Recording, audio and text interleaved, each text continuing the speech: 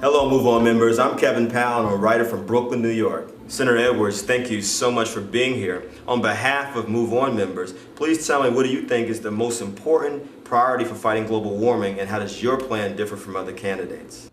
Thank you, Kevin, for the question. Well, the way my plan differs is it is the most aggressive. It was the first plan that a presidential candidate put out, which is what I've been trying to do, which is lead the way substantively on these big policy issues.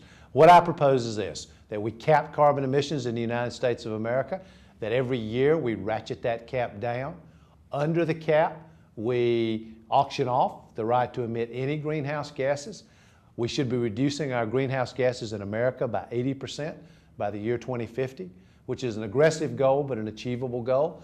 The results of the auction, the proceeds of the auction should go to changing and transforming the way we produce and use energy in America, which means wind, solar, cellulose-based biofuels. We ought to be putting at least $1 billion into the development of carbon sequestration technology, carbon capture technology. And by the way, we should not be building another coal-fired power plant in the United States of America unless and until that technology is available. We also ought to be putting $1 billion into making sure America's building the most fuel-efficient, innovative cars on the planet, and those cars should be built by union workers in the United States of America. I also think that it's time for the President of the United States to ask Americans to be patriotic about something other than war.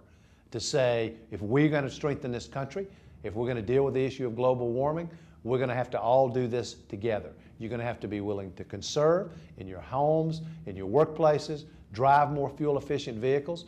The fuel efficiency standard on vehicles should be at least 40 miles per gallon by the year 2016. And we ought to open up these electrical grids that are now centralized, used by big power companies, so that community groups, grassroots organizations, small towns can compete and drive down prices for everybody.